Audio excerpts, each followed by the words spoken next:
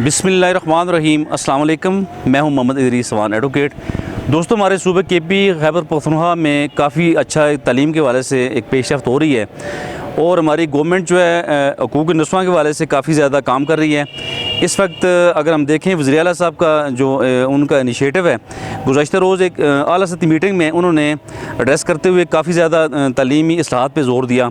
और इसमें एक अच्छी अहम बात जो है वो हम चूँकि चाइल्ड प्रोटेक्शन और ह्यूमन राइट्स की बात करते हैं, इस हवाले से चाइल्ड प्रोटेक्शन की अगर हम बात करें तो जो तालीम है बच्चों की वो सबसे अहम है।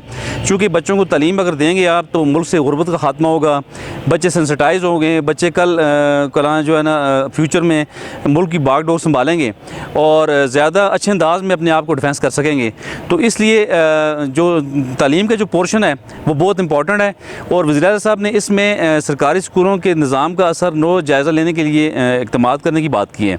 और इसके अलावा सरकारी स्कूलों में ज़ेर तालीम बच्चियों को ट्रांसपोर्ट फ्राहम करने की बात की गई है और जो बहुत ही खुशाइंद है। चूँकि अगर सरकारी स्कूल में पढ़ने वाली बच्चियाँ ज़्यादातर जो गरीब लोगों के बच्चे सरकारी स्कूलों में तालीम हासिल कर रहे होते हैं, तो इसमें ख़ासकर फॉर फ्लॉन्ग्स एरिया में जहाँ पे बच्चियाँ काफ़ी फासला तय करके स्कूलों में पहुँचती हैं, तो इस तरह ज़्यादा फासला तय करने वाली बच्चियों को सहूलत देना जो बहुत बड़ी बात है। तो इसमें चीफ मिनिस्टर साहब ने ये कहा है कि इसमें जो PTC फ़ंड्स होंगे स्कूलों के अंदर, उन फ़ंड्स में से ख़र्च करके इन बच्चियों को कंपनसेट किया जाए, इन्हें एकमोडेट किया जाए और इन बच्चों के लिए ट्रांसपोर्ट की सहूलत मुयस्सर की जाए। तो इसमें मैं समझता हूँ जी बहुत बड़ी बात है। चूँकि अगर हमारी बच्चियाँ आसानियों से स्कूलों में पहुँच जाएंगी तो ये फिर उनके तालीम में जो खलल हैं वो उन्हें उस खलल को दूर किया जा सकता है और अच्छे अंदाज में बच्चियों को तालीम की तरफ राग़िब किया जा सकता है। और इसके अलावा एक और बात भी की गई कि इस जितना भी मैकेनिज़्म है बच्चों को ट्रांसपोर्ट फ्राहम करने के वाले से या दीगर एक मरकज़ी बोर्ड की बात की गई है। मरकज़ी तालीमी बोर्ड होगा जिसमें पूरे सूबे के अंदर एक बोर्ड होगा मरकज़ी तौर पे, ख्वाह कैपिटल में हो या किसी दीगर शहर में हो।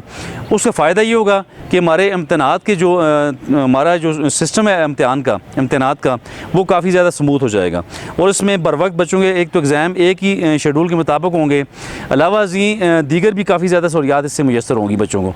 तो इस तरह मैं समझता हूँ अगर हम ह्यूमन राइट्स की बात करें और चाइल्ड प्रोटेक्शन की बात करें तो दोनों चीज़ें इसमें कवर हो रही हैं। एक तो बच्चों को डोर स्टेप पे तालीम में मुयस्सर आ रही है और ख़ासकर जो हकूक़ नस्वां की बात है, जो बच्चों की तालीम की बात है, वो ख्वाब हमारा इंशाअल्लाह शर्मिंदा तबीर होगा।